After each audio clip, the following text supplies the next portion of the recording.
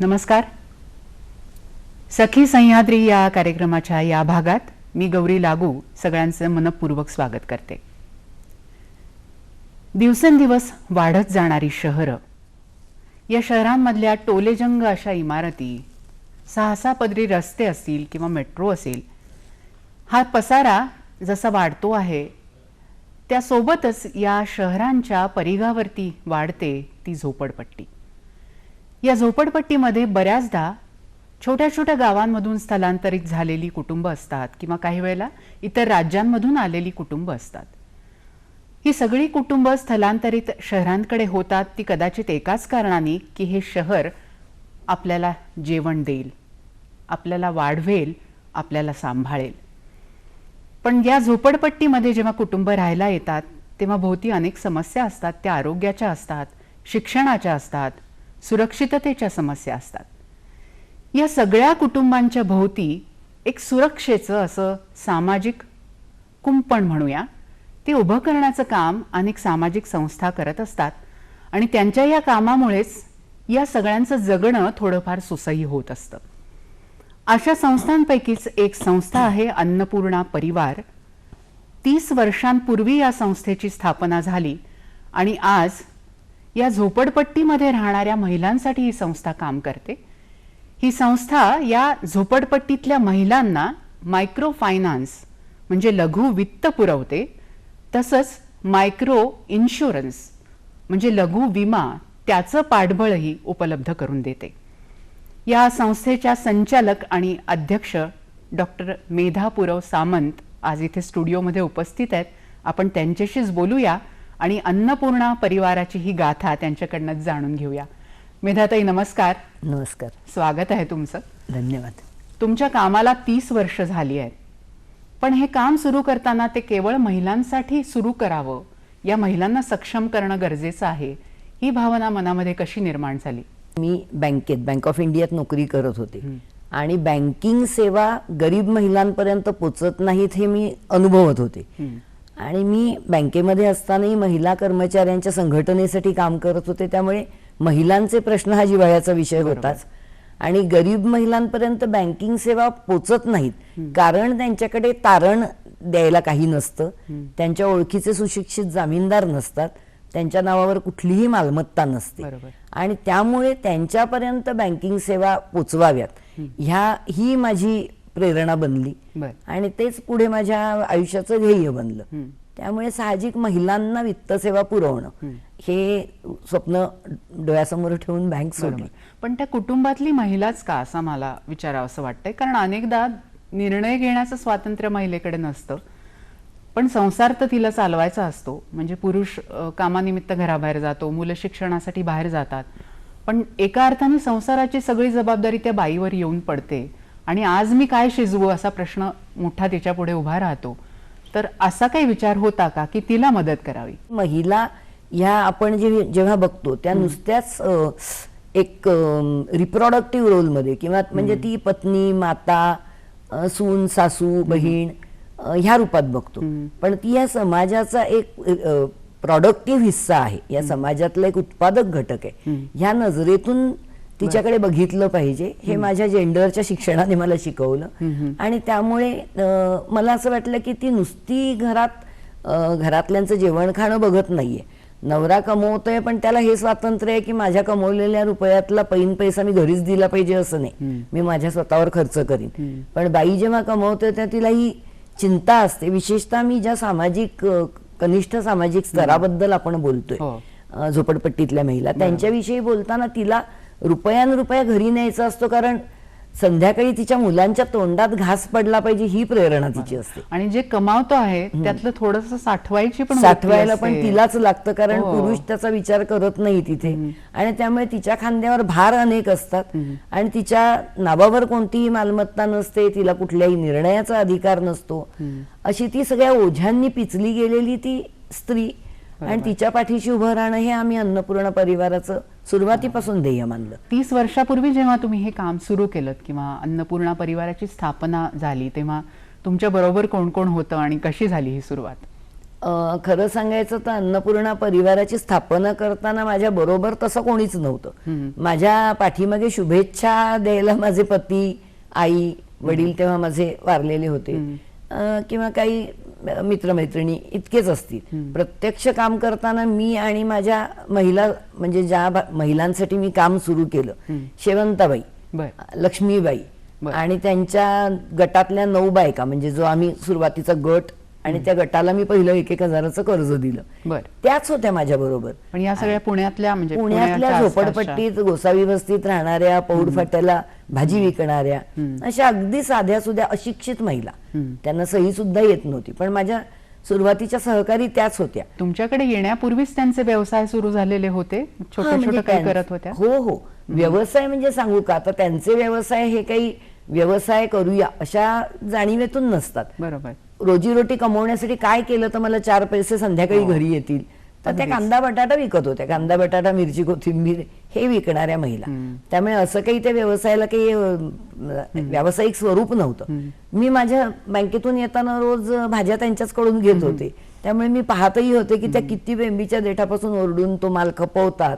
आणि नंतर मी हेही पाहत होते की एक खाजगी सावकार तिथे येऊन रोज त्यांच्याकडनं एक चोपड्यांमध्ये काहीतरी लिहून पैसे घेऊन जायचा. मग त्याविषयी मी त्यांच्याशी थोडंसं प्रश्न विचारून थोडी चर्चा, खूपच त्यांनी मला सुरुवातीला खरी माहिती सांगितली नाही, कारण त्यांनाही भीती वाटायची बाई फसवेल की काय.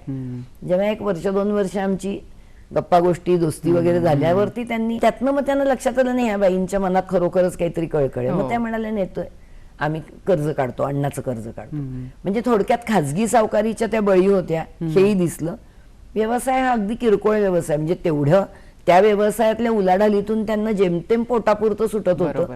जे काही वरकड कमवलं जात असेल ते सावकाराच्या पदरात जात होतं. पण मेधा, ते विश्वास बसणं ही फार मोठी गोष्ट आहे आणि ते सोपं नाही. तर या पहिल्या महिलांचा विश्वास संपादन करणं आणि पुढे जाणं, याच्यासाठी काय केलं तुम्ही? खूप गप्पा मारल्या त्यांच्याशी, आणि खूप म्हणजे मनापासून मनमोकळ्या साध्या सुध्या गप्पा, त्यांचे प्रश्न समजून घेणं. त्यांना त्या माझ्याविषयी वैयक्तिक विचारायच्या, म्हणजे इतक्यापर्यंत की तुमचे साहेब पण रोज मारतात का हो तुम्हाला, तर हे प्रश्न सुद्धा त्यांचे झेपवावे लागतात. तर मी हसत खेळत उत्तर दिली की नाही, असं आमच्याकडे असं नाही मारत वगैरे. इतक्यापर्यंत हे सगळे त्यांचे प्रश्न, माझी उत्तरं. मग आमची अशी एक मैत्री, आणि ती अजूनही टिकून आहे. आणि त्यातनं मग त्यांना कुठेतरी विश्वास वाटला की ह्या बाई जे म्हणतात ते खरं आहे. मी त्यांना काही माझ्या घरी बोलवलं. मी त्यांच्या वस्तीत, म्हणजे खूप गलिच्छ वस्ती होती तेव्हा, गोसावी वस्ती, अक्षरशः म्हणजे 2 हातांनी साडी उचलून असं डबक्यातनं उड्या मारत वगैरे त्यांच्या घरापर्यंत, आणि घरातही बसायला कुठेतरी एक कॉट आणि असं थोडीशी जागा. मग त्यांच्या घरातल्या मुला माणसांनी मला प्रश्न विचारले की तुम्ही नेमकं काय करणार. तेव्हा माझ्या डोळ्यासमोर काही निश्चित योजना नव्हती, पण मला कुठेतरी असं वाटत होतं की बँकेच्या ज्या योजना असतात आणि त्याच्यामध्ये दुर्बल घटकांकरता कमी व्याजाने कर्ज, ही योजना खूप आधीपासून होती. आणि ती खरं तर 20 कलमी कार्यक्रमाचा एक भाग होती, आणि ती बँकांमध्ये फारशी राबवली जात नव्हती. पण माझे वडील बँक कर्मचाऱ्यांचे नेते होते, त्यामुळे माहित होतं. सुरुवातीला अन्नपूर्णा महिला मंडळ, माझी आई जी संस्था चालवत होती, त्यांनी काही बँक लिंकेज प्रोग्राम केले होते. त्यामुळे थोडीशी अशी माहिती होती की ह्या योजनांमधनं यांना कर्ज देता येईल. तर माझ्या डोळ्यासमोर हे होतं की मी बँकेचं कर्ज या महिलांना मिळवून देईन. पण ते बँकेच्याही बाजूने तोपर्यंत, म्हणजे हा काळ आहे 90-92, बरोबर, त्यांना तेवढं शक्यता म्हणण्यापेक्षा इच्छा नव्हती, इच्छाशक्ती तेवढी नव्हती की आपण हे करूया. बरं. आणि ह्या महिलांचा पण विश्वास नव्हता. त्यांना एक मनात भीती होती की हा अण्णा जे कर्ज देतो ते काही झालं तरी आपल्याला कसं आहे जाग्यावरती येऊन देतो घेतो. बँकेचं कर्ज म्हणजे एखाद्या दिवशी आपल्याला हप्ता भरायला जमलं नाही तर टाळं लावतील घराला, हो. मग परत आपल्याला सही येत नाही. अशा सगळ्यात उभय पक्षी इतकी भीती होती की शेवटी मी स्वतः कर्ज देते म्हटलं आणि मग तिथून आमचा एकत्र प्रवास अन्नपूर्णा परिवाराचा सुरू झाला. तर पहिल्यांदा ज्या 9 बायकांना तुम्ही 1,000 रुपये दिलेत हे भांडवल कसं उभं केलं? उत्सुकता आहे मला हे जाणून घ्यायची. म्हणजे हे वैयक्तिकच उभं केलं ना. आणि त्याच्यामध्ये असं काही तेव्हा खूप म्हणजे तो एक प्रयोग होता माझ्या दृष्टीने. खूप पुढचा असा खरं म्हणजे विचार नव्हता केला की हे किती वाढेल. नंतर करत गेले, पण तेव्हा मला एक हा प्रयोग म्हणून बघायचं होतं की ह्या बायकांना कर्ज दिलं तर ह्या परतफेड करतील का. कारण मी बँकेत जेव्हा म्हणायचे की हो त्या आपण का नाही देत कर्ज, आपली योजना आहे, आपण ते टार्गेट संपवायला आपण मार्च एंडला कुणाला तरी पकडून कर्ज देतो, तर ह्या बायकांना का नाही देऊ. तेव्हा त्यांना वाटायचं की हे कशाला नसते उद्योग आपण करायचे, चाललंय ना आपलं, तर नको हे करायला. आणि त्या भरणार नाहीत बायका, तू उगीच कशाला ह्याच्यात पडतेस, मग त्यांनी नाही भरलं तर तुलाच भरायला लागेल. आणि मला एक मनोमन वाटत होतं, कारण मला तो अण्णा त्यांच्या मार्केटमध्ये दिसायचा, ह्या जर त्याचे पैसे फेडतात तर आपले का नाही फेडणार. म्हणून तो एक प्रयोग होता. आणि त्यामुळे सुरुवातीला तो केला. 10 बायकांना मी म्हटले बघा तुमच्याकडे बँकेचं बँकवाले तुम्हाला द्यायला तयार नाहीत, तुम्ही बँकेत जायला तयार नाही, तर मी देते, करूया का. मग त्या खुश झाल्या. म्हटलं तुम्ही 10 जणी एकत्र येऊन मला म्हणायचं की आम्ही सगळ्या एकमेकीवरती विश्वास ठेवतो आणि अशी आपण शपथ घ्यायची की हिने नाही फेडलं, कोणी एकीने नाही फेडलं तर आम्ही भरू. आणि त्या तयार झाल्या. त्या 10 जणीतली एक जण आधीच पळून गेली. ती म्हणाली मला असली भानगडीत घेऊच नका, घरचे नाही म्हणतात. घरचे नाही म्हणतात आणि अण्णा नंतर मलाही द्यायचा नाही तुमच्या हे असल्या भानगडीत मी आले तर. त्यामुळे 9 बायका उरल्या. मग त्या 9 बायकांनी अशी शपथ घेतली, आम्ही असं ठरवलं की त्या एकमेकीची जबाबदारी घेतील, एकीने नाही भरलं तर दुसरी भरेल. आणि ते कर्ज 50 दिवस मी रोज अण्णा जसं मार्केटमध्ये जाऊन परतफेड घ्यायचं तसं मी जायचे, नाहीतर मी रोज भाजीसाठी जातच होते. मग मी छोट्या छोट्या डायऱ्या घेऊन जायचे, त्याच्यात हिशोब लिहायचे, 25 रुपये रोज.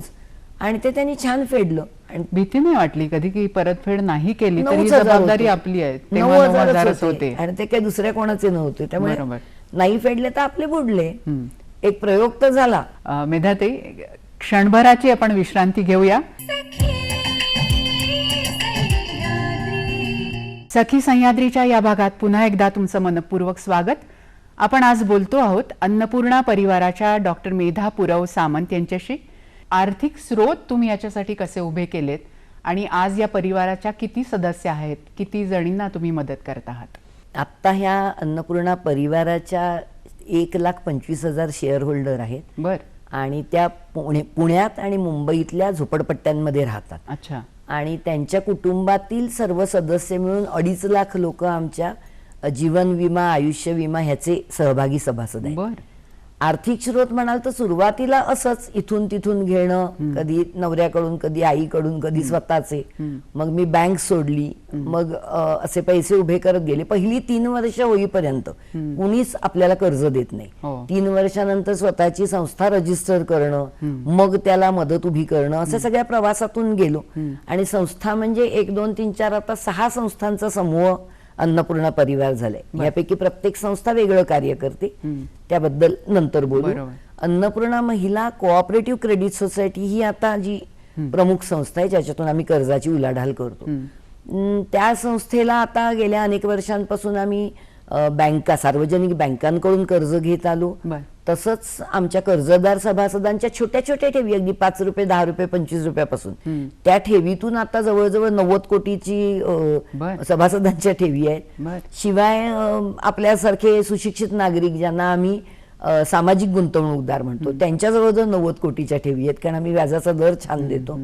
आणि बँकांकडनं कर्ज उभी केली आहेत ती मात्र बँकांनी नेहमी माझी पर्सनल गॅरंटी घेतली, वैयक्तिक जामीन. सुरुवातीला 10 लाखासाठी देताना, जामीन माझा देताना मी नवऱ्यालाही विचारलं, बाबा मी करते, देऊ का? आणि ते मागतातच आहेत आणि मला तर पैसे लागणार आहेत.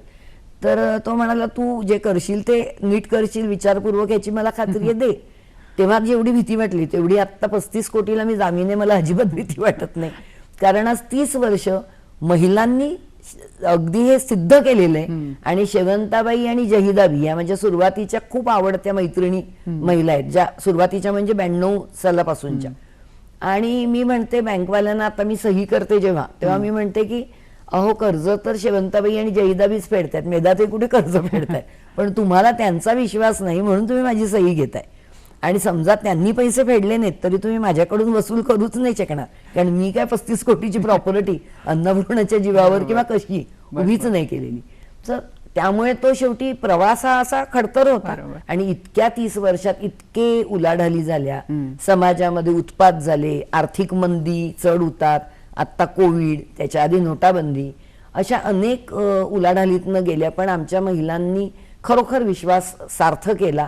विनातारण विना जामीन गरीब महिलेला कर्ज दिलं तर ती फेडते, हा विश्वास तिने सार्थ केला, जिद्दीने फेडते. जिद्दीने, आणि लाखो महिलांनी केले, एक दोघींनी नाही. पण हे कर्ज जे आहे लघु वित्त असं तुम्ही म्हणताय त्याला, ते कुठल्या कारणासाठी महिलांना दिलं जातं? 5 प्रकारची कारणं आहेत. एक तर पहिली गोष्ट व्यवसाय वाढ, व्यवसाय वृद्धी. दुसरं आहे घर बांधणे, आणि घर बांधणे बद्दल मी 2 मिनिटात बोलते. तिसरं आहे शिक्षण, मुला मुलींचं शिक्षण. चौथं आहे कुठच्याही प्रकारचं ऍसेट घेणे, म्हणजे यंत्रसामुग्री असो किंवा मुलासाठी नवऱ्यासाठी रिक्षा घेणं असो, किंवा घरी प्रिंटिंगची मशीन किंवा छोटे छोटे ज्यातनं काहीतरी नवीन व्यवसाय उभा राहू शकेल, किंवा मोठा फ्रीज पण घेतात महिला, ज्याच्यातून त्याच्यामध्ये दुधाच्या पिशव्या वगैरे असं ठेवून तो व्यवसाय वस्ती पातळीवर चालतो. तर मग त्याला ऍसेट क्रिएशन आम्ही म्हणतो. आणि 5वं जे आहे, जे सगळ्यात पहिलं कारण असतं छोटंसं, ते खाजगी जास्त व्याजाच्या कर्जातून मुक्तता मिळवण्यासाठीचं कर्ज, जे पहिल्या कर्ज घेताना महिलांना आम्ही देतो. नंतर 2ऱ्या 3ऱ्या कर्जापासून आम्ही त्यांचं प्रबोधन करतो की तुम्ही सतत सावकारी कर्ज काढू नका. आणि हे सांगायला आनंद वाटतो की गेल्या 30 वर्षाच्या आमच्या पुण्यातील कामात आणि 20 वर्ष मुंबईच्या झोपडपट्ट्यांमधल्या कामात, आम्ही ज्या झोपडपट्ट्यात आहोत तिथे खाजगी सावकारी खूप कमी झाली आहे. हे आनंदाची गोष्ट. वा, फारच छान. आणि हे कर्ज परतफेड किती वर्षाची मुदत असते याच्यासाठी? कर्ज परतफेड ही 12 महिन्यांपासून 36 महिन्यांपर्यंत असते, पण कर्जाची रक्कम जसजशी वाढत जाते, पुढचं कर्ज हे वाढीव असतं. आणि मगाशी मी सांगता सांगता राहिलं, घरासाठी जे कर्ज घेतात ते इन्क्रिमेंटल हाऊसिंग असतं. म्हणजे झोपडपट्टीतली महिला, तिचा त्या जमिनीवर काही ताबा नसतो, ती सरकारी मालकीची असते किंवा कुठल्या तरी खाजगी इन्स्टिट्यूशनच्या मालकीच्या जागांवरती झोपडपट्ट्या बांधलेल्या असतात. त्यामुळे तिकडे काही एकदम मोठं, आणि तिच्याकडे तेवढे पैसेही नसतात की घर बांधेल, पण तेच घर हे तिचं कामधंद्याचं ठिकाणही असतं. पुष्कळदा गजरे, आणखीन हार माळा ओवणं हे त्या घरात बसून चालतं, शिवणकाम व्यवसाय ते घरात बसून चालतो, किंवा त्या घरात समोर एक छोटंसं टपरी दुकान सारखं चालवून जिथे फ्रीज मध्ये वस्तू ठेवून विकल्या जातात, किंवा टिकल्या, बिंद्या, बेंटिक्स, ज्वेलरी, अनेक प्रकारचे व्यवसाय जे घरातून चालतात. त्यामुळे त्या घराला थोडंसं 2ऱ्या 3ऱ्या कर्जात महिला काय करतात, पहिलं कर्ज नीट फेडलं की 2रं 3रं असं मोठं कर्ज घेत जातात अन्नपूर्णाकडून, आणि त्यामध्ये त्यांचं त्या व्यवसायाचं ठिकाण आधी नीटनेटकं करतात. मग छोटंसं इन्क्रिमेंटल हाऊसिंग म्हणजे वरचं छप्पर नीट करतात, मग जमीन कोबा किंवा जमलं तर फरशी करतात, भिंती पत्र्याच्या असतील तर त्या नीट विटांच्या बांधून घेतात, करत करत एखादा मजला वर चढवतात. मग झोपायला वगैरे, तर मुलाचं लग्न झालं, सून आली तर झोपण्यासाठी वेगळी जागा लागते. मुलगी वयात आली की त्यांना बाथरूम घरात असावी, असं पब्लिक टॉयलेट वरती तरुण मुलीने जावं असं वाटत नाही वस्तीत. असं करत करत त्या घराचं त्या स्वरूप बदलत जातात. त्यामुळे आमचं हाऊसिंग लोन पण असतं, ते इन्क्रिमेंटल असतं, छोट्या छोट्या टप्प्यांनी ते देत देत त्या पुढे जातात. आणि मग कधी त्या महिलेचा व्यवसाय कुठल्या स्वरूपाचा आहे त्याप्रमाणे हप्ता, आणि तिच्या बरोबर जोड व्यवसाय म्हणजे तिचा नवरा, मुलगा, मुलगी कोणीतरी व्यवसायात आहे, किंवा त्यांचं दुसरं काही उत्पन्न आहे, नवरा रिक्षा चालवते, ही बाई घरात दुकान चालवते, असं जे काही जोड उत्पन्नाची असेल त्याप्रमाणे परतफेडीचा कालावधी, मग कधी 12 महिने, 18 महिने, 24 महिने, 36 महिने. पण घरगुती अडचणी पण असतात, किंवा काही वेळेला मुलांची लग्न असतात, आणि त्याच्यासाठी बायका आयुष्यभर पैसे साठवत राहतात, आणि ती फार मोठी गरज होऊन बसते, मुलगी लग्नाला आली आणि तिचं लग्न लावायचं, त्याच्यासाठीचा खर्च आहे. तुमच्याकडनं घेतलेलं कर्ज त्याच कारणासाठी वापरलं जात आहे ना, याचा शहानिशा कसा केला जातो? पहिलं तर म्हणजे आमचं कर्ज हे असं एका दिवशी त्या ऑफिसमध्ये आल्या आणि तिथून घेऊन गेल्या असं नसतं. आमचं मुख्य कार्यालय पुण्यात वारजाला आहे, मुंबईत वाशीला आहे, पण आमची स्लम्स मध्ये छोटी छोटी ब्रांच ऑफिसेस आहेत, अशी 22 आहेत. पुण्यातल्या सगळ्या स्लम्स मध्ये आम्ही आहोत, आणि मुंबईमध्ये जवळजवळ 40-50% झोपडपट्ट्यात, धारावी पासून कल्याणपर्यंत आम्ही आहोत. तर तिकडे आमची जी त्या ब्रांचची जी टीम असते त्या सगळ्या महिलाच असतात, खूप शिकलेल्या नाही, तिथल्याच राहणाऱ्या, पण आम्ही त्यांना प्रशिक्षित केलेले आहेत. अशा छान आमच्या तरुण महिलांची एक मोठी टीम आहे, 150 महिलांची, आणि त्या घरोघर जाऊन 5 बायकांचे गट बांधणं, ज्याला समुद्दिष्ट गट म्हणतो, एकजूट एकमुठ, या तत्वावर हे चालतं. त्या गटांना नीट समजावून सांगणं, त्यांच्या पतींना समजावून सांगणं, मग कर्जाचं वाटप ब्रांच ऑफिसमध्ये येऊन करणं, आणि मग दर महिन्याला वसुलीसाठी घरी जाणं, ही सगळी प्रक्रिया वर्षानुवर्ष सुरू आहे. आणि त्यातून एक खूप छान संवाद, रॅपो बनलेला असतो. त्यामुळे त्या महिलेने कर्ज ज्यासाठी घेतलं ते डोळ्यांनीच बघायला मिळतं की त्यासाठी खर्च केलं. त्याशिवाय एक आमचा एक तांत्रिक फॉर्म आहे की युटिलायझेशन फॉर्म म्हणतो, की कर्ज घेतलं त्या कारणाला वापरलं का, हे कन्फर्म केलं जातं.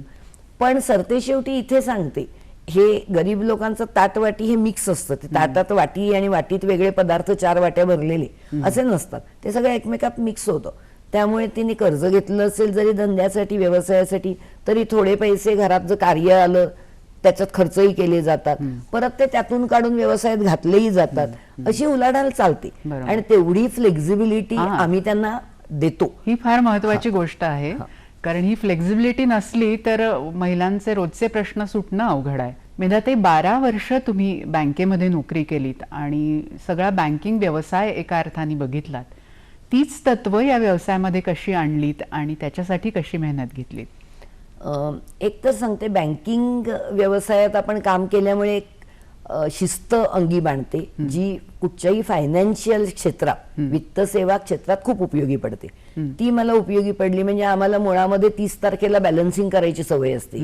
सगळी उलाढाल महिन्याची काही झाली तरी दिवसाची उलाढाल, पण दिवसा अखेरीला कॅश टॅली केल्याशिवाय बँकवाला घरी जात नाही, आणि महिन्याच्या अखेरीला संपूर्ण ब्रांचची किंवा हेड ऑफिसची उलाढाल ह्याचा ताळेबंद केला जातो. तर ही मी एक अगदी शिस्तीचं बेसिक उदाहरण दिलं. तर ह्या प्रकारची शिस्त मी ब्रांच लेवल पासून तर मोठ्या मुंबई मुख्य शाखेतही काम केलंय, वेगवेगळ्या ठिकाणी काम केल्यामुळे ती शिस्त होती.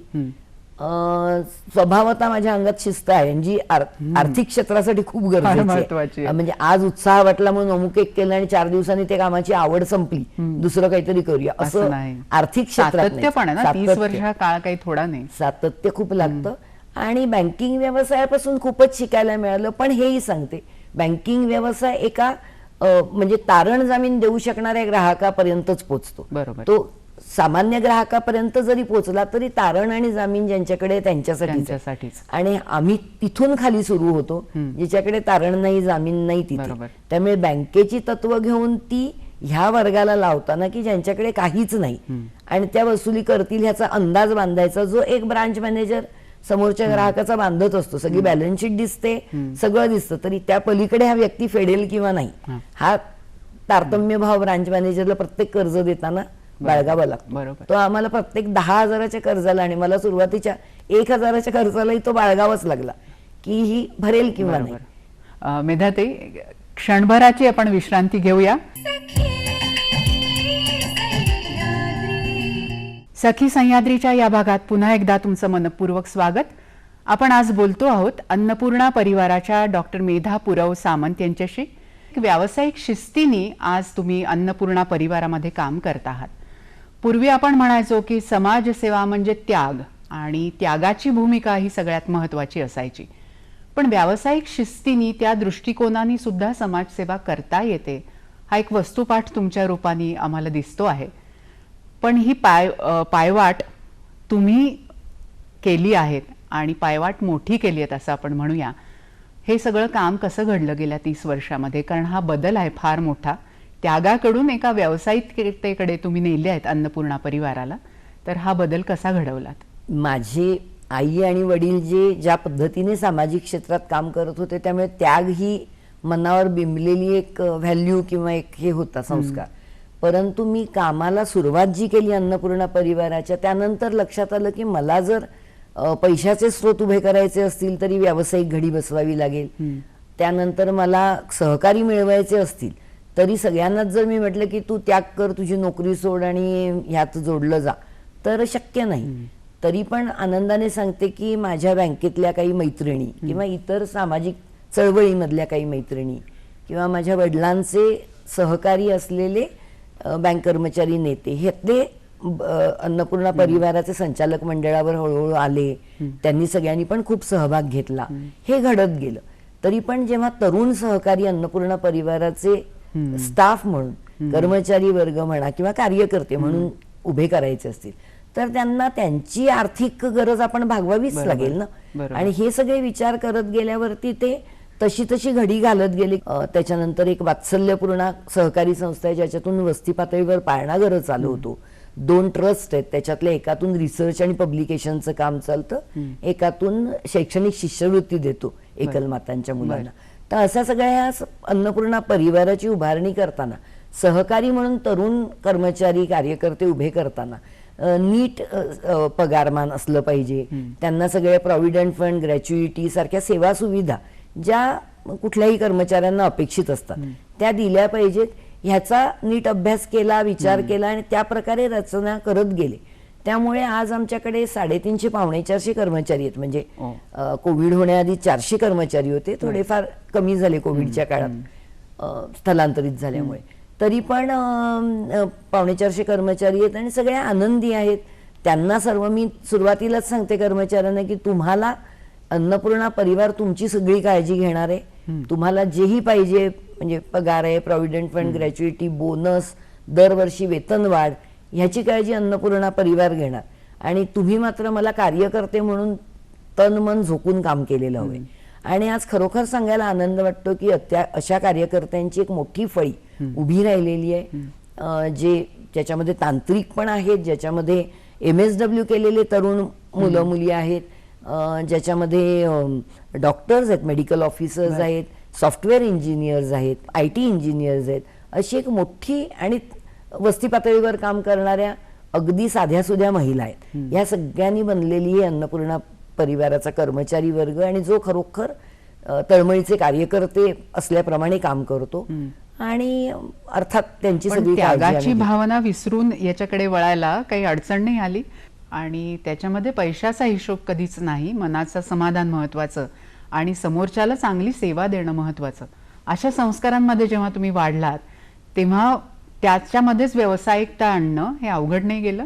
सुरुवातीला ते विचार करण्याची पद्धत बदलायला अवघड गेलं, नंतर काहीच अवघड गेलं नाही. कारण सुरुवातीला मला एक कळत गेलं की मी त्याग स्वतः करू शकते पाहिजे तेवढा. म्हणजे केला. आजही 35 कोटीवरती सही करते हा त्यागच आहे, बँकेची नोकरी सोडली हा त्यागच आहे, माझं कुटुंब माझ्या मागे उभं राहणं हा त्यांचाही त्याग आहे. पण सगळ्यांनाच कसं म्हणू मी असं 400 लोकांना मी तू पण त्याग कर, तू पण त्याग कर, कोण ऐकेल माझं? हे जेव्हा लक्षात आलं त्यावेळेस नंतर नाही म्हणजे चलबिचल नाही झाली. आणि मी पण मग त्यानंतर म्हणजे मुळात माझी स्टॅटिस्टिक्स मध्ये ग्रॅज्युएशन होतं, पण मी मास्टर्स इन सोशल वर्क केलं, म्हणजे व्यावसायिक समाजसेवेचा अभ्यासही केला. त्यानंतर डॉक्टरेट केली, ती मात्र मी मायक्रो फायनान्स मध्ये केली. जेंडर आणि महिला आणि सक्षमीकरण हा मला संधी मिळाली UK ला जाऊन कोर्स करायची. या सगळ्या अभ्यासातून मला व्यावसायिक दृष्टिकोन माझाही घडत गेला. आणि मला असं आता वाटतं की ती फार मोठी उपलब्धी आहे. ते केलं ते फार चांगलं केलं. मी त्याग करून एकला चालो रे म्हणून झोळी अडकवून चालत राहिले असते तर आज माझ्या मागे 400 कर्मचारी नसते आणि 1.25 लाख महिला, 2.5 लाख त्यांचे कुटुंबीय हे नसतं उभं राहिलं, हे एकट्याने नसतं राहिलं. ह्याच्यासाठी आपल्याला सहकारी लागतात आणि ते ह्या पद्धतीच्या व्यावसायिक रचनेमुळेच आणि ते घडवायला लागले. ते उपलब्ध नव्हते, ते घडवायला लागले सगळे सहकारी. पाळणाघराचा उल्लेख केला तुम्ही, तर या वस्तींमध्ये काम करणाऱ्या बायका म्हणजे अनेकदा घरामध्ये जाऊन मदतनीस म्हणून काम करणाऱ्या आणि त्यांच्या मुलांचा विचार फारसा केला जात नाही किंवा त्यांच्यासाठी पाळणाघर असावं, ती मुलं सुरक्षित राहावीत याच्यासाठी. या पाळणाघराची सुरुवात कशी झाली आणि पुण्यातच सुरुवात केलीत का तुम्ही? 2002 साली तुम्हाला कदाचित पेपरमध्ये वाचलेली वर्तमानपत्रात एक घटना आठवेल. एका 6 वर्षाच्या मुलीवर लैंगिक अत्याचार, बलात्कार झाला होता कर्वेनगरच्या वस्तीमध्ये. आणि त्यावेळेस त्याआधी अन्नपूर्णा परिवाराचं ऑफिस माझ्या घरातच होतं. त्याच वर्षी आम्ही त्या कर्वेनगरच्या वस्तीत एक छोटीशी खोली, झोपडीच घेऊन तिथे ऑफिस शिफ्ट केलं होतं आणि आमच्या जवळच ती घटना घडली. त्यावेळेस त्या वस्तीतून काही सभासद पण महिला येत होत्या. सुरुवातीच्या कर्मचाऱ्यांपैकी 2-3 तिथूनच येत होत्या आणि त्या सगळ्यांच्या चेहऱ्यावरती चिंता अशी उठलेली होती की असं घडलं तर आम्ही आमच्या मुलींना घरात ठेवून कामाला कसं जायचं. त्या मुलीची केस टिपिकल, ती एकल माता होती, तिची आई, आणि ती मुलीला घरी ठेवून धुण्या भांड्याची कामाला जात होती. आणि मग ती केस महिला संघटनांनी केस लढली, ती मुलंही त्याच वस्तीतली होती 14-15 वर्षाची. म्हणजे ते इतकं दुर्दैवी होतं की त्यावेळेस माझ्या मनात हा विचार आला की ह्यापेक्षा सुरक्षितता आणि चांगले संस्कार देणार एक ठिकाण ह्या छोट्या मुलींसाठी तयार करावं. आणि त्यावेळेस पहिलं पाळणाघर मी प्रायोगिक तत्वावर कर्वेनगरमध्ये सुरू केलं. 25 रुपये महिना फी घेतली आम्ही आणि अशी आम्ही दारोदार फिरून 10-12 मुलं मिळवली, मुलं मुली. आणि सुरुवातीला खूप अडचणी, 25 रुपये फी सुद्धा द्यायला पालक तयार नसायचे. फुकट का नाही सांभाळत, संस्थेचं पाळणाघर आहे, तुम्हाला फुकट सांभाळायला काय होतं, ही मानसिकता होती. पण आम्ही ज्या पद्धतीने त्याच्यामध्ये मुलांना शिकवणं, त्या शिक्षिका वस्तीतल्याच 10वी पास महिला घेऊन त्यांना घडवणं, त्यानंतर त्या पाळणाघराचं इतकं बोलबाला झाला की पालक फी देणं आणि स्वतःहून मुलं पाठवणं, असं हळूहळू ते कर्वेनगरचं पाळणाघर आमचं 30 मुलं आणि 30 मुलं झाल्यावर ते सस्टेनेबल झालं, त्याच्यातून उत्पन्न यायला लागलं. असं करत करत इतर वस्त्यांमधनं महिला मागायला लागल्या की इथे कसं छान आहे, आम्हाला का नाही करत. मग करता करता आमची 20 पाळणाघरं कोविडच्या आधी आणि सगळी पुण्यातल्या वस्त्यांमध्ये, जवळजवळ सगळ्याच वस्त्यांमध्ये जिथे आमचं ब्रांच ऑफिस आहे तिथे. आणि आमचं काम, आणि मुंबईत काही ठिकाणी आहे. आता कोविडमुळे त्यातली काही बंद झाली आहेत, पण परत करू आम्ही यथावकाश सुरू. मुलं सुरक्षित राहणं हे किती महत्वाचं, आणि आई शांतपणे आपलं काम करू शकते. आणि मुलांवर संस्कार आम्ही काय करतो, 1 ते 6 वयोगट घेतो आणि त्या संचालिका मदतनीस वस्तीतूनच घेतो. SNDT होम सायन्स मध्ये बालशिक्षणाचा एक कोर्स असायचा, तिथे माझ्या खूप जवळच्या मैत्रिणी होत्या आणि त्यांच्या मदतीने आम्ही आमच्या सगळ्या संचालिका मदतनीसना प्रशिक्षित केले. अजूनही ते प्रशिक्षण चालू आहे आणि त्यामुळे मुलांवर खूप चांगले संस्कार, गाणी, गोष्टी, अतिशय खूप छान कार्यक्रम असतो तिथे. आणि त्यामुळे पालक, खरं तर आमचे वस्ती पातळीवरचे पालक, मुलांचं गॅदरिंग आमचं होतं मोठं, बालदिन होतो, ते बघताना ते म्हणतात तुम्ही आम्हाला सर्टिफिकेट दिली पाहिजे की हे मुली ह्या पाळणाघरातून आता शाळेत जाईल. म्हणजे पालकांना खूप आवडतं. आणि शेवटी असं आहे ना की आर्थिक गरज ही केवळ एकटी गरज नसते, त्याच्याबरोबर अनेक गरजा असतात महिलांच्या. आरोग्याचे प्रश्न आहेत, शिक्षणाचा प्रश्न आहे, किंवा कौटुंबिक हिंसाचाराच्या घटनाही काही वेळेला बघायला मिळतात.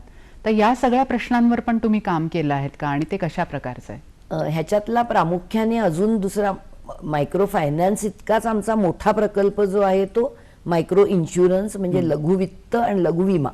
आणि तो जो प्रकल्प उभा राहिला तोही 2000-2003 ह्याच काळात. आणि त्यावेळेस ती गरज मला खूप जाणवली महिलांशी सततच्या संवादातून, की घरामध्ये जर आजारपण आलं तर ती महिला एरवी आपला कर्जाचा हप्ता नीट भरत असते, पण ती नाही भरू शकत, कारण घरामध्ये नवरा जर 2 महिने झोपूनच आहे, त्याला TB झालाय, किंवा तो बांधकाम मजूर आहे, तो वरनं पडला आणि त्याला फ्रॅक्चर आहे, तर तो कमवायलाच जात नाही, ती कशी एकटीच्या उत्पन्नावर भरणार. मग तिथे आजारपणासाठी मदत गरजेची आहे, लक्षात आलं. कधीतरी एखादी महिला काल भाजी विकून घरी गेली, झोपली, रात्री थंडी ताप आला आणि उद्या सकाळी उठलीच नाही, अशी मेली. तरुण महिला, तिचं कर्ज कोण फेडणार, म्हणजे जीवन विमा आला. तिच्या कुटुंबातला नवरा गेला, कमावता मुलगा गेला, तर तिच्या दारात तुम्ही हप्ता मागायला कसं काय उभं राहणार, आमची कर्जाचा हप्ता घेणारी ताई. ह्या सगळ्या समस्या 2000 सालापासून आधीपासूनच भेडसावायला लागल्या. मग त्याच्यावरती उत्तरं शोधत गेलो तर कुठलीही विमा कंपनी हा गरीब लोकांसाठी स्वस्त विमा देतच नव्हती. हे 2005 पर्यंत चित्र होतं. नंतर हळूहळू मायक्रो इन्शुरन्स देणाऱ्या मोठ्या कमर्शियल कंपनी झाल्यात, पण विम्याचे दावे मिळत नाहीत, ते नाकारले जातात. मग आम्ही तेव्हा आमचाच उभा केला. त्यामुळे अन्नपूर्णा परिवार विकास संवर्धन या ना नफा तत्वावरच्या चालणाऱ्या कंपनी, आणि त्यात सगळ्या ह्याच महिलांना घेऊन मी ती कंपनी केली. आणि त्यामध्ये आम्ही 2-3 जणी तज्ज्ञ संचालक आहोत, माझ्या बँकेतल्या मैत्रिणी मी, पण प्रामुख्याने या महिलांच्या प्रतिनिधीच ती संस्था चालवतात. त्यात आता आमची जवळजवळ दरमहा म्हणजे वार्षिक उलाढाल 5 कोटीची आहे, आणि आम्ही दरमहा जवळजवळ 50-1 लाखाच्या आजारपणाच्या मदती देतो. घरात मृत्यू, नवरा किंवा मुलाचा मृत्यू झाला तर देतो. महिलेचा मृत्यू झाला तर पूर्ण कर्ज माफ करून पुन्हा कुटुंबाला वरून मदत देतो. ॲसेट लॉस म्हणजे घराला आग लागली, किंवा ही आता घरं पुष्कळशी नदीकाठावर किंवा मुंबईत दरडी कोसळतात, पावसाळ्यात पुराचं पाणी घुसलं तर नुकसान झालं तर त्याचा आम्ही हप्ता माफ करतो आणि वरून काही रक्कम मदत देतो, की बाई महिनाभर तुमचं ठीकठाक होईस्तोवर ही मदत पाठीशी. तर ह्या पद्धतीचं चाललंय आणि ते खूप आवडतं महिलांना. आणि त्याबरोबरीने आमचं आरोग्यवान देणारं, आरोग्याबद्दलचं प्रशिक्षण देणारे आमचे छोटे व्हिडिओज, मटेरियल, आमच्या आरोग्याचं काम करणाऱ्या ताया, सगळ्यांना मी तायाच म्हणतो, वस्ती पातळीवर काम करणाऱ्या त्या मुली ती माहिती देत असतात. मेधाताई, एक क्षणभराची विश्रांती घेऊया आपण. सखी सह्याद्री हा कार्यक्रम बघतो आहोत. मेधाताईंशी पुन्हा गप्पा मारणार आहोत क्षणभर विश्रांतीनंतर. सखी सह्याद्रीच्या या भागात पुन्हा एकदा तुमचं मनपूर्वक स्वागत. आज आपण बोलतो आहोत अन्नपूर्णा परिवाराच्या डॉक्टर मेधा पुरव सामंत यांच्याशी. मेधाताई, मगाशी आपण आरोग्य विम्याबद्दल बोललो आणि त्याच्यासोबतच तुम्ही म्हणालात की महिलांच्या आरोग्यासाठी आम्ही छोटी छोटी शिबिरं घेणं किंवा काही फिल्म्स दाखवणं असं करतो, तर त्याच्याबद्दल थोडं सांगा ना. त्याच्यामध्ये आमच्याकडे छोटे छोटे इनहाऊस व्हिडिओज बनवतो, ज्याच्यामध्ये आरोग्याची काळजी कशी घ्यायची, मग छोट्या छोट्या नियमित आजार, जसं की महिलांना इंजेक्शन टोचलं की बरं वाटतं आणि खरं म्हणजे त्यात काहीच नसतं, मग त्याच्याऐवजी पाण्यामध्ये मीठ आणि साखर घालून ढवळून प्यायलं तर ताकद कशी येते. अगदी असा छोटा विषय असो किंवा गर्भाशयाची काळजी घेणं असो, आमच्यासोबत जोडलेले काही डॉक्टर आहेत आणि काही आमची टीम आहे, आमच्याकडे कम्युनिकेशनचं सांभाळणारी टीम आहे आणि असं मिळून आम्ही ते इनहाऊस, म्हणजे आताच्या काळात आम्ही इनहाऊस व्हिडिओ करून ते व्हॉट्सअपनी पाठवतो. पूर्वी आम्ही छोटी छोटी पत्रकं करून वस्तीत वाटायचो किंवा प्रत्यक्ष ब्रांच ऑफिसमध्ये 50 महिलांना बोलवून त्यांचं एक आरोग्य शिबिर किंवा आरोग्यभान वाढवण्यासाठीच्या गप्पा, असा विषय असं सातत्याने आम्ही केले गेली 20 वर्ष. खाण्यापाण्याच्या सवयी आहेत, त्याच्याबद्दल पण बोलतो. रोज आपण जे अन्न घेतो त्याच्यातनच ते कसं सांभाळता येऊ शकेल याच्याबद्दल. हो, अगदी पौष्टिक आहार, साध्या भाज्या आणि कसं खावं ह्याच्यापासून सगळे आमचं म्हणजे अनेक मॉड्यूल्सची पुस्तकं आहेत की अगदी साध्या आहाराच्या काळजीपासून तर टीबी सारख्या आजाराची काळजी कशी घ्याल. आता हे झोपडपट्ट्यांमध्ये गरजेचं असतं, कारण भारतात 80 ते 85% लोकांना केव्हा ना केव्हा टीबी झालेला असतो, कारण कंजेशन असतं, आपल्या भोवती कोंदट वातावरण, आणि वस्ती पातळीवर तर तेच आहे. या ठिकाणी एक उल्लेख करावा असं वाटतो की सगळ्या मोठ्या शहरांमध्ये 40% लोकसंख्या ही झोपडपट्टीत राहते. त्यामुळे हे साहजिक प्रश्न आहेत, त्याच्यावरती आमचं सतत ज्ञानभान वाढवणं सुरू असतं. या झोपडपट्टीमध्ये राहणारी जी माणसं आहेत तिथे अनेकदा असंच असतं ना की शेवटच्या श्वासापर्यंत मला काम करावंच लागणार आहे तरच माझं पोट भरणार आहे. तर अशा माणसांसाठी पण तुमच्या काही योजना आहेत का, की आता काम करणं शक्य नाहीये, म्हणजे ज्या बाईनी 20-25 वर्ष धुना भांडी याची कामं केली आहेत, तिला एका वयानंतर हे काम करणं शक्य होत नाही, तिला काही मदत तुम्ही देता का? ह्यातनंच आमचा उभा राहिलेल्या सगळ्या अन्नपूर्णा परिवाराच्या वाटचालीनंतर आमचा आधारपूर्णा हा पेन्शन प्रोग्राम, आणि त्याच्यामध्ये अगदी सोप्या भाषेत सांगायचं तर कामकाज करणाऱ्या आणि अन्नपूर्णाच्या कर्ज घेणाऱ्या ज्या महिला आहेत त्यांना अगदी छोट्या रकमेची बचत आम्ही करायला लावतो, जी लांब पल्ल्याची असेल, आणि तशा जवळजवळ 35,000 महिला आता सहभागी आहेत या आधारपूर्णा योजनेत, ज्या महिना रुपये 100 पासून तर 500 किंवा 1000 सुद्धा दर महिन्याला भरतायत महिला, आणि ती ठेव त्यांची 65व्या वर्षापासून पर्यंत आम्ही जपतो. ती आम्ही पुन्हा ह्याच उलाढालीत वापरतो, त्याच्यावरती चांगलं व्याज देऊन त्याचा एक फंड तयार करतो, आणि त्याच्यातून त्यांना जसं रिकरिंग पद्धतीने त्या भरत जातात तसं रिकरिंग पद्धतीने दरमहा त्यांना पेन्शन मिळायला सुरुवात होते.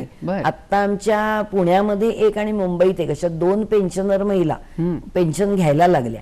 सध्या त्यांनी खूप उशिरा सुरू केलं होतं, 55व्या वर्षी वगैरे, तर 10 वर्षात त्यांची जेवढी साठली त्या आधाराने त्यांना साधारण महिन्याला 500-600 रुपये पेन्शन मिळते, पण त्यांना त्याची इतकी अपूर्वाई वाटते. मगासपासून आपण बोलतोय त्याच्यात व्याजदराचा उल्लेख येतोय, बचतीचा उल्लेख येतो आहे, पण ही साक्षरता या महिलांपर्यंत पोहोचवणं फार महत्वाचं आहे.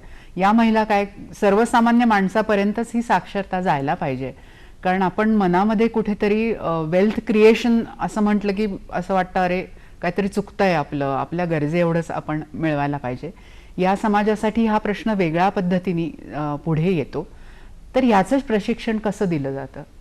ह्याला पण आम्ही आर्थिक साक्षरता प्रशिक्षण म्हणतो, आणि ह्याची सुरुवात अगदी पहिलं कर्ज देताना आम्ही त्यांना त्यांची सही एका कागदावरती म्हणजे प्रिंटच करून दिली जाते प्रत्येक बाईला तिची सही, की किमान तू एवढी सही करायला शिक, आणि बँकेमध्ये खातं उघडशील तेव्हा पासबुक चेकबुक घे, कारण सही करणाऱ्या बाईला चेकबुक मिळतं आणि सही न करणाऱ्या बाईला स्लिपने पैसे काढावे लागतात. हा फरक पहिल्या पावली समजावून सांगितला जातो. काळ बदलला आणि नवीन नवीन तंत्रज्ञान जे उपलब्ध आहे ते यांच्या सोयीसाठी वापरणं केव्हाही चांगलंच. याच्यात जोडून विचारते मी की संगणक आले, निरनिराळी ऍप्स आहेत, किंवा तुम्ही ATMचाही आता उल्लेख केलात, तर या सगळ्याचा वापर तुमच्या नियोजनासाठी कसा होतो किंवा त्याचं प्रशिक्षण हे कसं करता तुम्ही? आमच्याकडे मुंबई ऑफिस आणि पुणे ऑफिस मिळून 250 वर्क स्टेशन्स आहेत. बरं. हे आधी पहिलं सांगते. म्हणजे 250 महिला स्वतःच्या लॅपटॉपवरतीच, स्वतःचा म्हणजे ऑफिसने आम्ही दिलेला, ह्याच्यावर काम करतात. आमचे 6 मोठे मोठे सर्व्हर्स आहेत वेगवेगळ्या टॅली सॉफ्टवेअर. आमचं मायक्रो फायनान्स मॅनेजमेंट सिस्टीम हे स्वतःचं इनहाऊस सॉफ्टवेअर आहे त्याच्यासाठी. त्याच्यानंतर वेगवेगळे वर्ड आणि एक्सेल फाईल्स, अशा सगळ्याच्यासाठी आमचे वेगवेगळे सर्व्हर्स आहेत आणि त्याच्यावरती डेटाबेस असतो. आणि इंटरनेट आणि सतत सगळ्या branch offices, office, head office आणि मुंबईचं ऑफिस, पाळणाघर, इथे सगळीकडे सीसीटीव्ही यंत्रणा आहे पाळणाघरात सगळीकडे. आणि त्याच्यातून सुरक्षा म्हणजे पैशाची सुरक्षा ब्रांच ऑफिसमध्ये बघावी लागते आणि पाळणाघरात मुलांची सुरक्षा ही पण 24 तास सर्व्हेलन्स मध्ये असते. आता आमच्या ज्या फील्ड स्टाफ महिला आहेत, म्हणजे त्याच्यामध्ये कर्ज वाटप आणि कर्ज वसुली करणाऱ्या आमच्या ताया, जवळजवळ 150 लोन LSO आणि BM loan and saving officer आणि ब्रांच मॅनेजर, त्या 150 आहेत. सेवा देणारे ताया आहेत त्या जवळजवळ 25 आहेत. पाळणाघराच्या 20 ताया. ह्या सगळ्यांना आता टॅब दिलेत आणि टॅब्सच्या माध्यमातून त्यांचं प्रशिक्षणही चालतं. आणि आता तर आमचं कर्ज वाटपाची प्रक्रिया टॅबवरनं म्हणजे सुरू आहे. आता मी इथे तुमच्या समोर बसले, आता पायलट झाला आमचा जूनमध्ये. जुलैमध्ये आता सगळी कर्जाची म्हणजे फॉर्म भरणं, महिलांचे फोटो, त्यांच्या कागदपत्राचे झेरॉक्स, हे सगळं टॅबमधनं आता आमच्या ताया करायला लागले. तज्ज्ञ संचालक मध्ये आम्ही 6-7 लोक आणि बाकी ज्या आहेत त्या कर्मचारी प्रतिनिधी आहेत. त्याच्यामध्ये आमची उज्ज्वलाताई असेल, आरतीताई असेल, अशा आहेत. आणि मग सभासद प्रतिनिधी आहेत, त्याच्यामध्ये आमच्या सविताताई, वर्षाताई, अशा साध्या सुध्या महिला.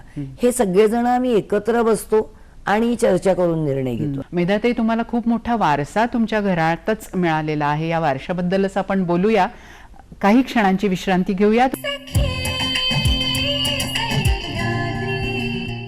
सखी सह्याद्री या कार्यक्रमात सगळ्यांचं पुन्हा एकदा स्वागत. आज आपण बोलतो आहोत, मेधाताई, आपण मगाशी म्हटलं तसं की हा वारसा तुम्हाला घरातनच आलेला आहे. तुमच्या आई पद्मश्री प्रेमाताई पुरव आणि वडील कॉम्रेड दादा पुरव यांच्याकडनं हा वारसा तुमच्याकडे आलेला आहे. तर या वारशाबद्दल थोडं सांगा ना, आणि त्याच्यामध्ये तुम्ही भर घालून हे काम कसं केलं? 2 वेगवेगळ्या प्रकारचे व्यक्तिमत्व माझे आई वडील होते. सामाजिक वारसा नक्कीच त्यांनी दिला, कारण आमच्या घरामध्ये ते दोघं सामाजिक चळवळीत सतत होते, डाव्या चळवळीत होते. आमच्या घरी मोठमोठी व्यक्तिमत्व, आचार्य अत्रे असोत, कॉम्रेड डांगे किंवा भाई SM जोशी यांच्यासारखी मंडळी घरी येत असत. आणि ह्या सगळ्या वातावरणात मी लहानाची मोठी झाले. पण त्याचबरोबरीने बालमोहन शाळा, रुईया कॉलेज असं दादरच्या पूर्ण सांस्कृतिक वातावरणात मोठी झाली. त्यामुळे ते सगळे संस्कार आपोआप असे रुजत गेले. आणि बँकेच्या 12 वर्षाच्या कामामुळे मला ती जास्त फायनान्स मधली शिस्त आली. आणि मग म्हणजे जे केलं ते झोकून देणं ही धडाडी बहुतेक आईकडनं आली होती. त्यामुळे ते झोकून देऊन जे करत गेले त्याला आलेलं हे यश आहे. नुसता वारसा आहे असं नाही, त्याच्यामध्ये तुम्ही भर खूप घातलीत, शिक्षणाची भर घातली आणि पुढे अनुभवाची भर तर आहेतच. आणि मी म्हणते तसं सातत्याने शेवंताबाईंच्या शाळेत खूप शिकले. शेवंताबाईंची शाळा त्याला म्हणते, कारण ह्या शेवंताबाई, जयीदाबाई सारख्या महिलांनी त्यांच्या रोजच्या जीवनाच्या अनुभवातून मला अशा गोष्टी शिकवल्या की ज्या शाळा कॉलेजमध्ये आपल्याला कधीच शिकायला मिळत नाही प्रत्यक्ष अनुभव. बरोबर. शेवंताबाईंपर्यंत तुमचे हे सगळे प्रोजेक्ट पोहोचले आणि त्या लाभार्थी आहेत एका अर्थाने. आज शेवंताबाई काय म्हणतात या सगळ्या प्रवासाबद्दल? त्या खूप समाधानी आहेत. ही माझी अन्नपूर्णा तुमची नाही म्हणतात, ही तुमची नाही माझी आहे म्हणतात. आणि ते माझं सगळ्यात मोठं बक्षीस आहे. त्यानंतर राज्य शासनाचा मिळाला, सगळ्या पुरस्कारांना ते माझ्या बरोबर व्यासपीठावर असतात, कारण आमचा आहे हा आमचा आहे. पुरस्कार. आणि मला ते असल्याशिवाय बरं वाटत नाही. ते त्यांचं आहे असं मला पण वाटतं. ही आपलेपणाची भावना खूप महत्वाची, कारण त्यांच्या जोडीने हे काम सुरू झालं. आणि त्यांनी साथ दिली नसती तर मग हे तेव्हा जर सुरुवातीला निगेटिव्ह अनुभव आले असते तर कदाचित एवढी पावलं पुढे टाकता नसती आली. बरोबर. आजही तुमचा हा प्रोग्राम सगळ्या महिला आमच्या वस्तीमध्ये बघतील. मेधाताई, हा विषय आता अनेक विद्यापीठांमध्ये शिकवला जातो. म्हणजे मगाशी जसं म्हटलं तसं त्यागापासून एका व्यावसायिक दृष्टीने समाजसेवा करणं हा जो प्रवास आहे तो आज अनेक विद्यापीठात शिकवला जातो. तर याच्याबद्दल तुमचं म्हणणं काय आहे? त्याला सामाजिक व्यवसाय असंच त्याचं नाव आहे, सोशल एंटरप्रेन्योरशिप. आणि मी त्यातली एक उदाहरणच आहे. आणि जगभर मी त्यासाठी प्रवासही केलाय. मुंबईचं टाटा विद्यापीठ आहे, तिथे 2008 पासून हा सोशल एंटरप्रेन्युअरशिपचा पोस्ट ग्रॅज्युएशन कोर्स आहे. त्याच्यातनं उद्देशच हा आहे की तरुण मुलामुलींना प्रशिक्षित करून त्यांनी त्यांचे उद्योग करावे, ज्या उद्योगातून त्यांना पण उत्पन्न मिळावं, परंतु समाजाच्या उपयोगाचं त्यातून विकसित व्हावं. आणि अमेरिकेतल्या अनेक विद्यापीठांमध्ये आहे आणि मी बऱ्याच ठिकाणी माझे पॉडकास्ट, टेड टॉक वगैरे झालेले आहेत आणि या विषयाला मी तज्ज्ञ म्हणून जाते आणि खूप आनंद वाटतो. आणि मला असं वाटतं की ह्या म्हणजे एका पायवाटेने मी प्रवास केला तेव्हा अशा प्रकारचा व्यवसाय म्हणून सोशल वर्ककडे कोणी बघत नव्हतं. पण बघावं, अधिकाधिक तरुण मुला मुलींनी बघावं आणि नुसतंच स्वतःच्या पोटासाठी व्यवसाय करण्याच्या ऐवजी किंवा कुठेतरी नोकऱ्या करण्याऐवजी असा व्यवसाय करावा ज्याच्यातून स्वतःचा विकास आणि समाजाचा विकास एकत्र होऊ शकेल. प्रवासही तुम्ही या निमित्ताने खूप केलेत. आपला शेजारी देश बांगलादेश, या बांगलादेशामध्ये मायक्रो फायनान्स मोहम्मद युसुफ यांनी रुजवला खूपच. त्यांची कधी भेट झाली का आणि तो एखादा प्रसंग आम्हाला सांगा ना. प्रोफेसर मोहम्मद युनूस यांची भेट किमान 3-4 वेळा झाली. शेवटी आता 2018 साली पॅरिसमध्ये सोशल एंटरप्रेन्युअरशिपच्याच एका सेमिनारमध्ये मी आमच्या मायक्रो इन्शुरन्स बद्दलचा पेपर वाचायला मला बोलवलं होतं. त्या ठिकाणी भेटले आणि दरवेळेस भेटले की अगदी मायेने चौकशी करतात आणि कॉम्प्लिमेंट पण देतात की तू मायक्रो इन्शुरन्स सुरू केलंस ते माझं राहून गेलं म्हणून. आणि खूप मोठं व्यक्तिमत्व आहे. पण त्याचबरोबरीचं तुलनेने आपल्या देशात सेवा बँकेचं काम मायक्रो फायनान्स मध्ये मोठं झालेलं आहे. पद्मभूषण इलाबेन भट त्याही तितक्याच मला म्हणजे ह्या दोघांना मी म्हटलं तर अगदी गुरुस्थानी म्हणजे मी त्यांचं बघून शिकले नाही, मी माझे प्रयोग करत शिकले. पण तरी पण मला ते दोघं असे महत्वाचे हे वाटतात लँडमार्क्स की त्यांनी मायक्रो फायनान्स क्षेत्रात तेव्हाच्या काळामध्ये जे केलं ते मोठं काम आहे. बरोबर. आणि भेटायला छान वाटतं त्यांना आणि मी भेटले तर तेही मायेने भेटतात, गप्पा मारतात. तुमची पुढची पिढी याच्यात आहे का? माझी पुढची पिढी आहे पण ती रक्ताच्या नात्याची पुढची पिढी नाहीये. मला एकच मुलगा आहे, तो वेगळ्या क्षेत्रात आहे. परंतु अन्नपूर्णा परिवारात ज्या 350-400 महिला कर्मचारी आहेत त्याच्यातून CEO उज्ज्वला वाघोले यांची निवड केलेली आहे आम्ही गेल्या वर्षी आणि COO आरती शिंदे या दोघी जणी महिला आहेत आणि ज्या गेली 19-20 वर्षापासून उज्ज्वला आमची म्हणजे माझ्या हाताखाली शिकून ग्रूम होऊन असती ह्या लेवलला आहे. आरती सुद्धा 14-15 वर्ष आहे आणि त्यांच्या खाली अजून 2री-3री फळी आहेत. मी सगळ्यांची नावं इथे घेऊ शकणार नाही पण ही आम्ही जाणीवपूर्वक म्हणजे मी ठरवलं होतं, मी सांगितलं होतं माझ्यानंतर माझ्या घरातलं कोणी येऊन माझ्या खुर्चीत बसणार नाही, तुमच्यापैकीच कोणीतरी बसणार आहे. आणि आज माझं वय 62 आहे. मी खरं म्हणजे कोविड नसता झाला तर 2 वर्षापूर्वी थोडंसं बॅकसीट रिटायरमेंटकडे जायचा विचार होता.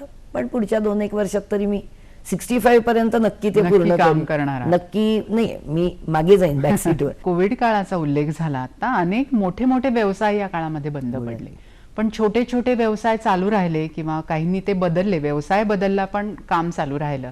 त्या काळामध्ये अन्नपूर्णा परिवारांनी कशी मदत केली या सगळ्यांना? खूप अवघड होते ते दिवस गौरीताई.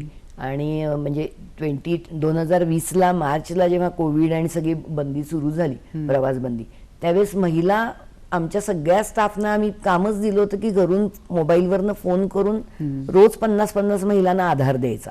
आणि मी स्वतः आणि ही सिनियर टीम आम्ही वर्क फ्रॉम होम पण केलं पण कंटिन्यू आम्ही संपर्कात राहिलो. झूम, व्हॉट्सअप हे आम्ही मार्चमध्येच सगळं मिळवलं आणि त्या माध्यमातून मी तंत्रज्ञानाचाही वापर करून सभासदांशी संपर्कात राहिलो. खूप महिला मला स्वतःला पण आणि इतर आमच्या साहजिक टीमला फोन करून म्हणायचं ताई जेवण पण नाहीये, खूप परिस्थिती वाईट आहे, सगळे घरी बसून. मग आम्ही किमान 6 महिने धान्य वाटप सुद्धा करत होतो. म्हणजे अन्नपूर्णाची अक्षरशः तिजोरी आम्ही खाली केली. पण आम्ही म्हणजे किमान 1 कोटीचं धान्य आम्ही पहिल्या 6 महिन्यात 8-8 दिवसाचं रेशन, 15-15 दिवसाचं रेशन असं फिरून आमच्या वस्ती पातळीवर वाटत होतो. आणि हळूहळू परत कसं आहे ना, हा जो वर्ग आहे सगळा हा इतका चिवट असतो कारण शेवटी पोटापाण्याचाच भुकेचाच प्रश्न असतो. चिवटपणे पुन्हा गरीब लोक उभे राहिले. परत छोटं छोटं म्हणजे मास्क शिवायला सुरू केलं, कोणी घरगुती डबे द्यायला सुरू केलं, मोबाईलवरनं ऑर्डर्स घ्यायला सुरू केलं. असं करत करत हळूहळू परत व्यवसाय राहिले नव्हते. बरोबर. सखी सह्याद्री या कार्यक्रमात आता मात्र थांबण्याची वेळ झाली आहे. मेधाताई, मनपूर्वक आभार, धन्यवाद. या कार्यक्रमासाठी तुम्ही वेळात वेळ काढून आलात. धन्यवाद.